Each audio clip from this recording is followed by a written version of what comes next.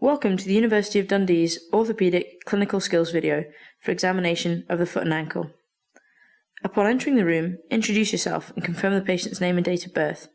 Explain what the exam involves and confirm the patient's consent. Ask if the patient has any pain in their feet or ankles before starting.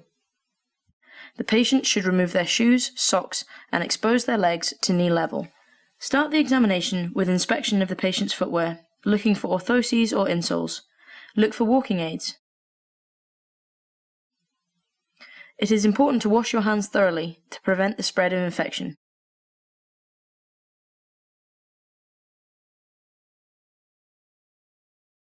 Now examine the feet in the standing position or seated position if this isn't possible.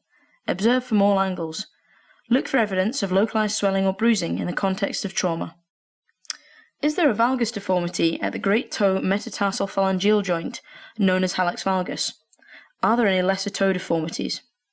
In rheumatoid patients, note any features classic of this condition, such as atrophic skin, curling of the toes with MTPJ dislocation, or hallux valgus. Examine the medial arch. Is it flattened, described as pes planus, or high, described as pes cavus? Inspect the forefoot. Is it wide? Inspecting from behind, is there any significant heel varus or valgus? Whilst the patient is standing, ask them to perform a single leg tiptoe. Weakness may indicate a tibialis posterior insufficiency or tendo Achilles rupture, depending on the nature of the injury.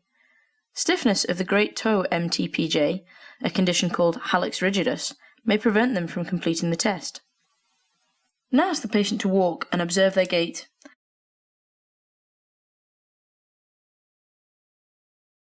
Look particularly for difficulty weight bearing in trauma cases or an antalgic gait. Look for the high stepping gait associated with peroneal nerve injury or a slapping foot associated with the tibialis anterior weakness. Also look for ankle or first MTPJ stiffness. The patient is often best examined on a raised bed with the foot at a comfortable height for the examiner. If this is not possible, a seated position with the examiner kneeling is useful. With the patient on the couch, examine the plantar surface of the feet.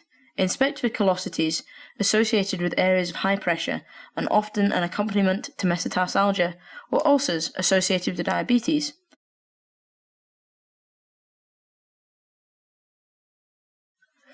Now move on to palpation of the ankle.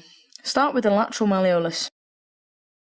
Then palpate the lateral ligament complex, anterior, distal, and posterior to this bony landmark. Palpate the anterior joint line. Palpate the medial malleolus and the deltoid ligament. Finally, palpate the tendo Achilles.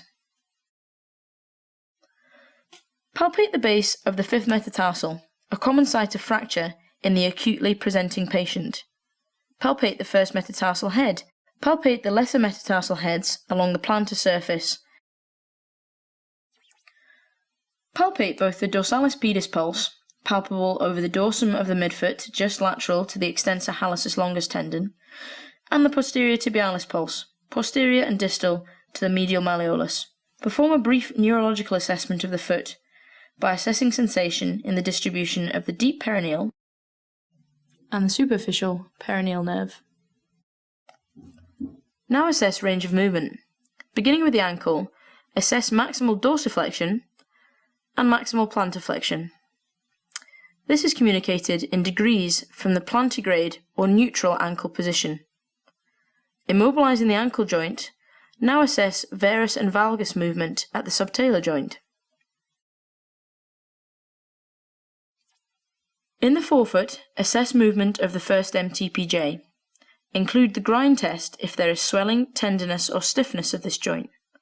This test, in which the first MTPJ is axially loaded and the proximal phalanx is rotated, will exacerbate discomfort in patients with first MTPJ pathology, such as osteoarthritis.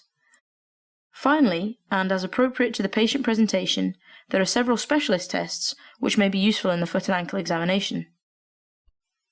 The stability of the ankle can be assessed by performing the anterior draw test.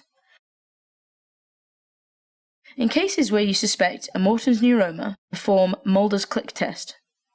Grasping either side of the forefoot, squeeze the foot to compress its width. In a positive test, a palpable click is present, often associated with a shooting discomfort. In cases of suspected tender Achilles rupture, perform a Simmons test. With the patient kneeling on a chair and their legs and ankles relaxed, squeeze the calf. With an intact tender Achilles, the passive contraction of the gastrocnemius will produce ankle plantar flexion. In tender Achilles rupture, this movement is not seen. The foot and ankle examination is now complete.